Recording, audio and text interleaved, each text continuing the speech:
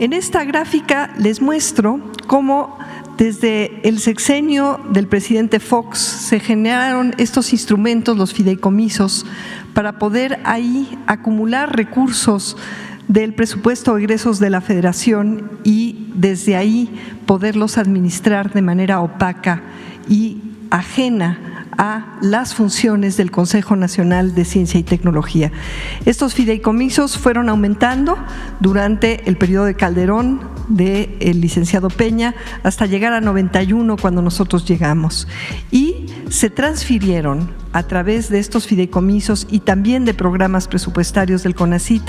más de 45,000 millones de pesos a empresas privadas, nacionales y también transnacionales. Tenemos aquí algunas que en conjunto recibieron más de 2,600 millones de pesos de presupuesto del pueblo de México, de recursos del pueblo de México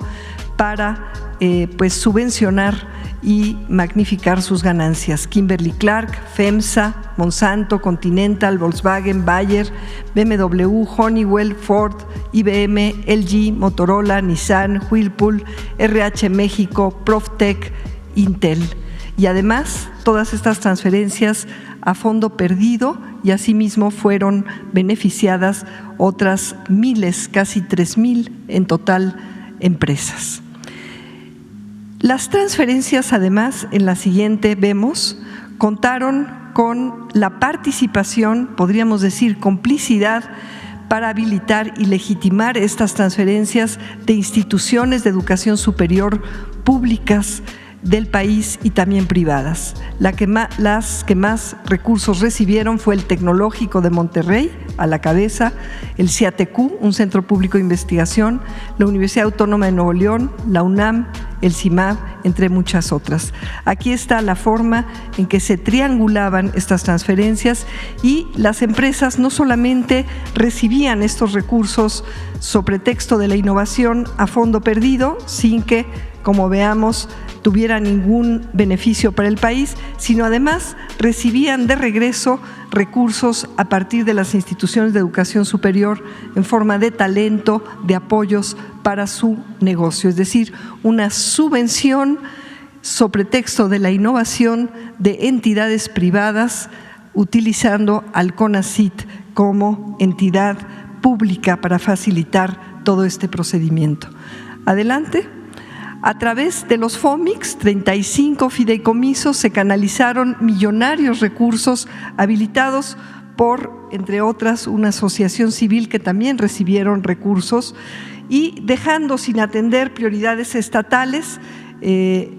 destinaron una gran cantidad de recursos, alrededor de 14,000 millones de pesos, para elefantes blancos de proyectos, falsas ciudades del conocimiento. Aquí tenemos algunos ejemplos de estas suntuosas edificaciones que o no se han utilizado o están subutilizadas o están siendo utilizadas para fines que no son los que tiene el CONACYT o no tenía antes el CONACYT. La que sigue, por favor. Bueno, y no solamente hubo desvío a favor de intereses económicos, sino también de intereses creados políticos. Aquí presentamos una pequeña radiografía de las redes que habilitó uno de los centros públicos de investigación en su época neoliberal, desviando sus funciones que deberían de ser a favor de todo el país y estrictamente para desarrollar investigación científica en ciencias sociales, en economía y formar recursos. Y bueno, sin entrar en detalle, podrán ver ahí nombres destacados de personas como María Amparo Casar, el propio director general. El primero fue, el anterior a Sergio López Ayón, el propio exdirector general del CONACYT, y estas organizaciones de las cuales acabamos de oír, como México Evalúa, Mexicanos Unidos contra la Corrupción, aparece también ahí el TEC de Monterrey y una habilitación de transferencias de talento a instituciones como el INAI, el INE, en fin, inclusive un vínculo muy estrecho con la Suprema Corte de Justicia. Ahí aparecen también nombres destacados. La que sigue. Y bueno, ¿cuál fue el resultado, por ejemplo, neto del sexenio pasado, después de todas estas transferencias y este desvío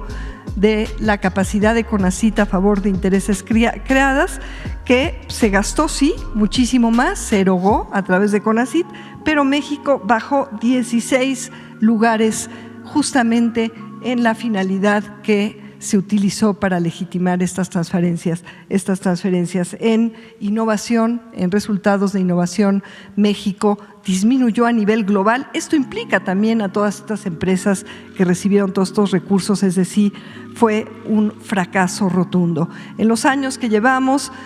bajo el mandato del presidente López Obrador, aplicando pues los principios y las líneas de trabajo en el gobierno, como son la austeridad, la inversión eficiente y sobre todo pertinente, ya el país ha subido 6 lugares en resultados de innovación.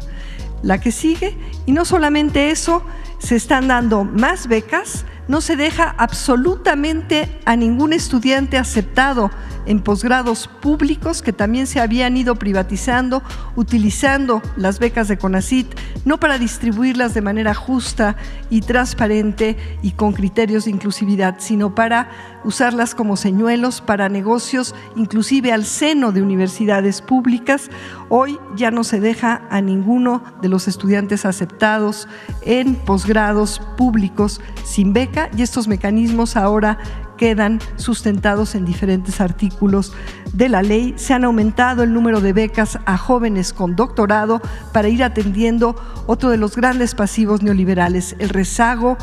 laboral de jóvenes con doctorado que tenían que dejar el país en vez de dar su talento a favor de todas y de todos. Un aumento en las becas para especialistas médicos, para que tengamos los médicos especialistas en el futuro que necesitamos, y también un aumento en el número de becas a investigadores, es decir, este gran ahorro que ahora tenemos, porque ya nos están transfiriendo a fondo perdido los recursos, se ha derivado en mayor apoyo a los colegas a través del Sistema Nacional de Investigadores, fortalecido también, y además apoyo a proyectos de ciencia básica y también ciencia aplicada, muy importante para resolver grandes problemas como la basura, la contaminación de agua, diferentes temas de salud, cuando paradójicamente, en contraste con esas transferencias multimillonarias, en 2017 y también 2018, el gobierno del licenciado Peña Nieto no dio absolutamente ningún peso para todo el conjunto de la comunidad científica. Y ahí está el contraste de cómo se distribuyen ahora los recursos preponderantemente al sector público, aunque se han establecido, como vamos a ver en la siguiente, alianzas muy virtuosas con el sector privado a favor de las prioridades que tiene el país. Bueno, y con todo esto y mucho más que podría yo contarles, es fundamental contar con una ley que no permita simulaciones y normas a modo para derivar multimillonarios recursos del pueblo de México a favor de empresas sobre pretexto de la innovación y a fondo perdido, sino seguir atendiendo como de facto, de hecho, hemos ya logrado en estos años a partir del 1 de diciembre de 2018, y que no se pueda retrogradar una ley que de veras defienda y utilice de manera eficiente los recursos de CONACYT para un desarrollo humanístico, científico, tecnológico en favor del interés general y del pueblo de México.